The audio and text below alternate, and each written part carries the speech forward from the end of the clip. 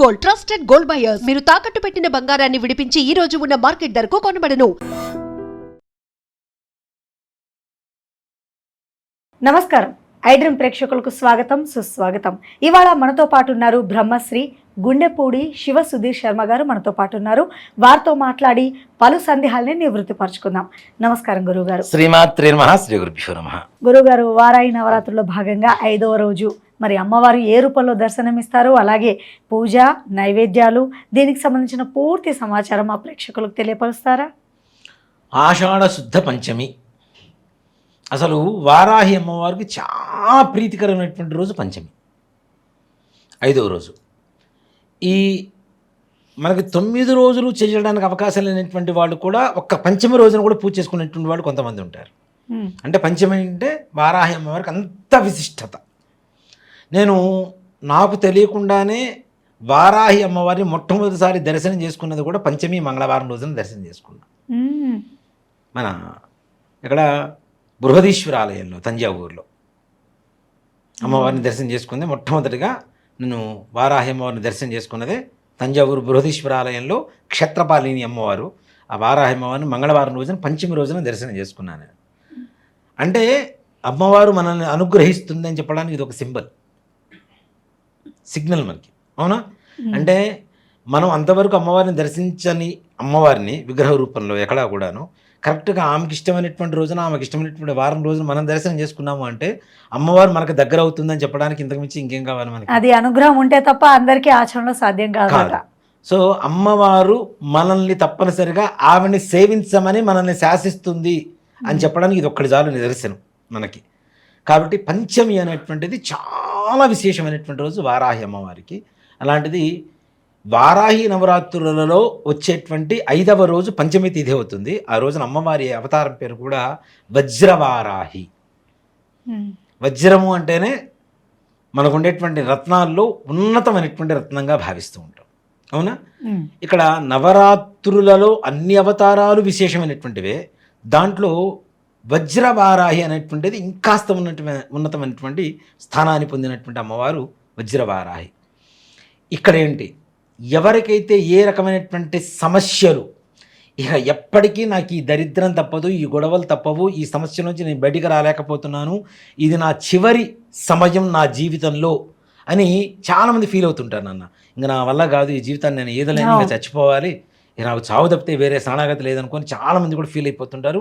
అలా సూసైడ్ చేసుకునేటువంటి వ్యక్తులు కొంతమంది ఉన్నారు. అలానే చివరికి పిచ్చెక్కి రోడ్ల మీద పడిపోతున్నటువంటి వాళ్ళు ఉన్నారు. అలాగే కోట్లలో వ్యాపారం చేసి నష్టపోయి రోడ్ల మీద పడిపోయినటువంటి వాళ్ళు ఉన్నారు. మరలా ప్రయత్నం చేయటానికి కూడా అవకాశం లేనంత ఘోరమైనటువంటి పరిస్థితిలో దిగజారిపోవటం, మళ్ళీ ప్రయత్నం చేయడానికి కూడా అవకాశం లేదు.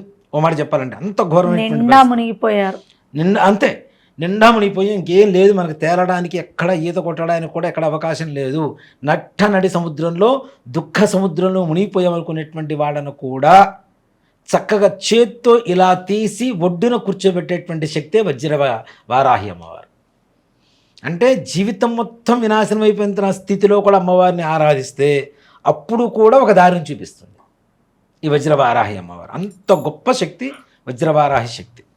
కాబట్టి పంచమ రోజున వజ్రవారాహి ఆరాధన చేసినటువంటి వాళ్ళకి జీవితంలో ఒకటి చెప్తానన్న, మనం అమ్మవారికి కనెక్ట్ అవ్వడం అనేది ఒక పద్ధతి, అమ్మవారు మనకు కనెక్ట్ అవ్వడం అనేది ఇంకొక పద్ధతి. అమ్మవారు పంచమి రోజున చేసేటువంటి పూజకి విశేషంగా సంతోషించి ఆవిడ మనకు కనెక్ట్ అవుతుంది. ఇప్పుడు ఒక సమస్య ఉంది, మనకి ఏదో కావాలి, మనం అక్కడికి వెళ్ళలేం, చేయలేం. దీనికి ఒక చిన్న ఉదాహరణ చెప్తాను అన్న. భగవంతుడు ఏ రూపంలో ఎట్లా ఉంటాడని చెప్తాను నేను మీకు. ఇది ఒక సినిమా నటుడు చెప్పినటువంటి కథనే నేను చెప్తున్నాను. ఒక వేరే దేశం నుంచి ఒకతను ఒక విమానం ఎక్కేసి, ఒక డాక్టర్ గారు ఒక సెమినార్కి ఇండియాకి వచ్చారు. ఇండియాకి వచ్చిన తర్వాత అతను ఒక చోట ప్రయాణం చేస్తూ ఉన్నాడు, విమానంలో ప్రయాణం చేస్తూ ఉన్నాడు. ఉన్నటువంటి వాతావరణం మొత్తం మారిపోయి ఆ విమానం కాస్త పొలాల్లో మొత్తం ఆగిపోయింది, కింద పడిపోయింది పొలాల్లో.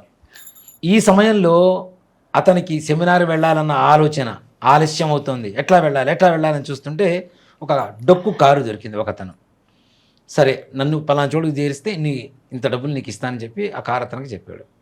కారు ఎక్కేసి వెళ్తూ ఉండగా సాయంత్రం సమయం అయింది. కారుకు లైట్లు లేవు. అయ్యా నా కారుకు లైట్లు లేవు, ఇంతకు మించి నేను దూరం తీసుకెళ్ళలేను, నన్ను క్షమించండి అని చెప్పేసి ఒక పూరు గుడిసె దగ్గర ఆపేశాడు. ఆపేసిన తర్వాత వర్షం పడుతుంది, జోరున వర్షం పడుతుంది. ఈ డాక్టర్ ఎక్కడ అమెరికా నుంచి వచ్చాడు సెమినార్ చేయడానికి ఇండియాలో.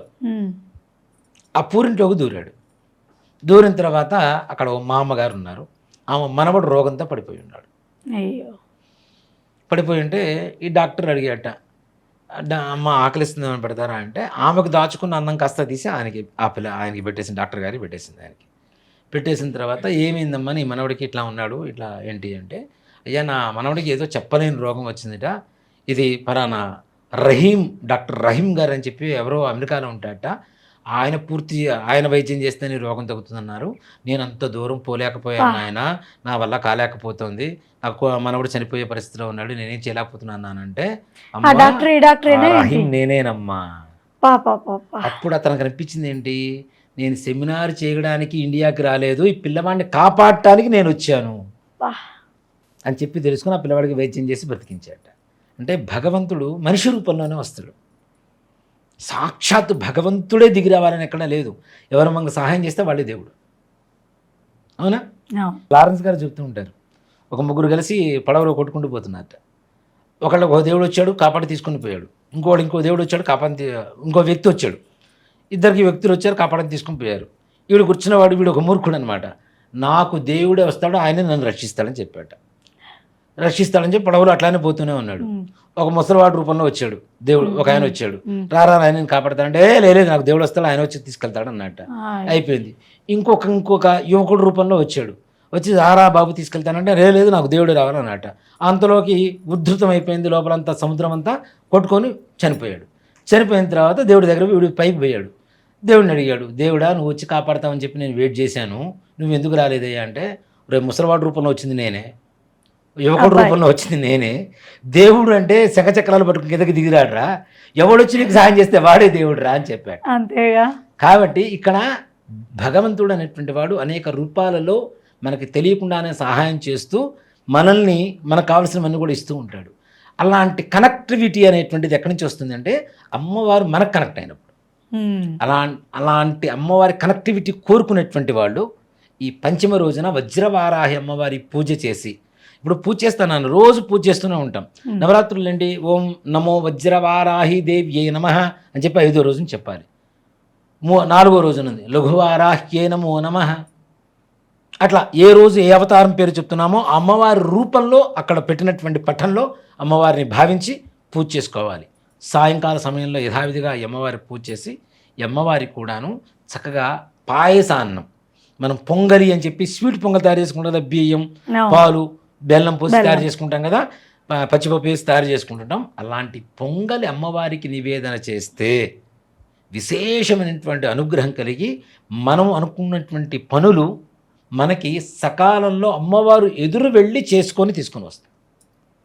ఇందాక నేను చెప్పినట్టుగా మనుషులు ఎదురవుతుంటారని చెప్తున్నా కదా, ఆ రూపంలో వచ్చి అలాగే ఏదో ఒక రూపంలో మనకు అమ్మవారు సహకరించి మనం అనుకున్నటువంటి పనులు మనం పెద్దగా కష్టపడకుండా మనకు కావలసినటువంటి పనులు తొందరగా శీఘ్రగతిన పూర్తి చేసేటువంటిదే ఈ వజ్రవారాహి 5వ రోజు వారాహి నవరాత్రులలో.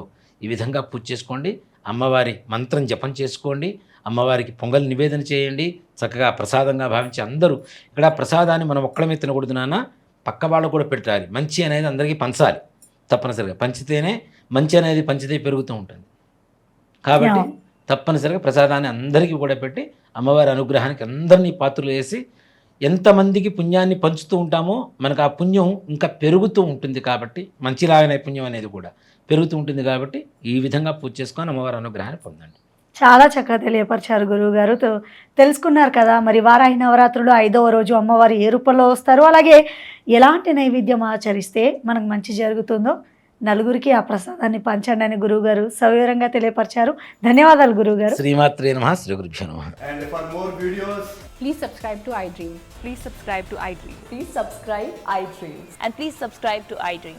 For more videos, subscribe to iDream. please like, share and subscribe to the channel. Congratulations, iDream. Subscribe to iDream. Subscribe to iDream. So subscribe to iDream Media.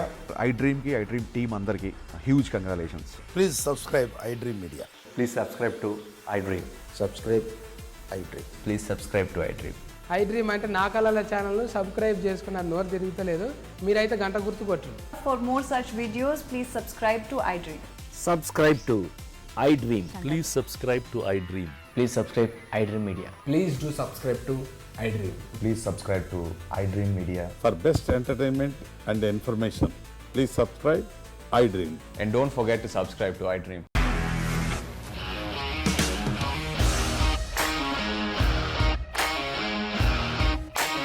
ఇండస్ట్రీలో కమిట్మెంట్ ఇష్యూస్ వస్తే నీకు కూడా వచ్చినట్టు. మార్నింగ్ తీసుకెళ్ళారంటే కొట్టి పడేశారు.